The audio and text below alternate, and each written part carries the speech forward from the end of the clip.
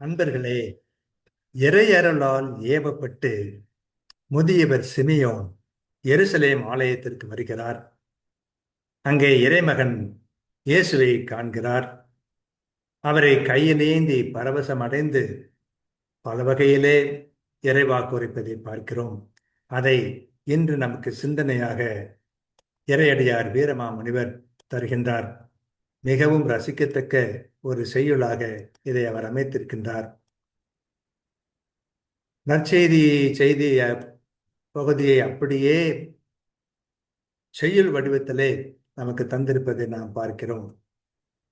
திரு கிளர் இன்ன தோன்றல் சிலர்க்கு உயிர் சிலர்க்கு கேடாய் செரு கிளர் பகைவர் ஏவும் சின கணை குறி என்று ஆவான் ஒரு கிளர் நெஞ்சம் போல்தற்கு உருகன் வாழ் உருவ பாய்ந்து தருக்கிளர் தரும தாயே தளர்ந்து இடர் குளிப்பாய் என்றான் என்று மகன் நேர்ந்த படலத்திலே சிமியோன் பாடுவதை வீரமாமுனிவர் நமக்கு தருகிறார்.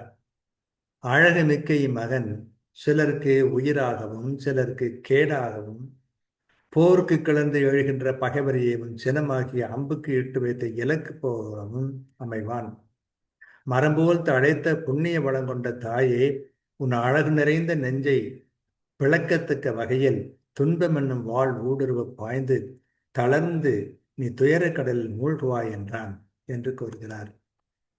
இக்குழந்தை சிலருக்கு வாழ்வாகும், சிலருக்கு சாவாகும். பகைவரின் அம்புக்கு இலக்காகும். நற்பண்பு மிகு தாயே, வாளொன்று உன்னை ஊடுருவும், நீ துன்பத்தில் மூழ்குவாய் என்றார் சிமியோன்.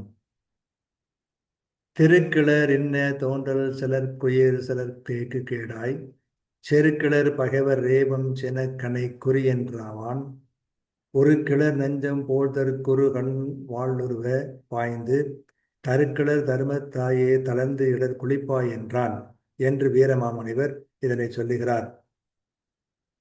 நற்செய்தி நூலிலே நாம் காண்பது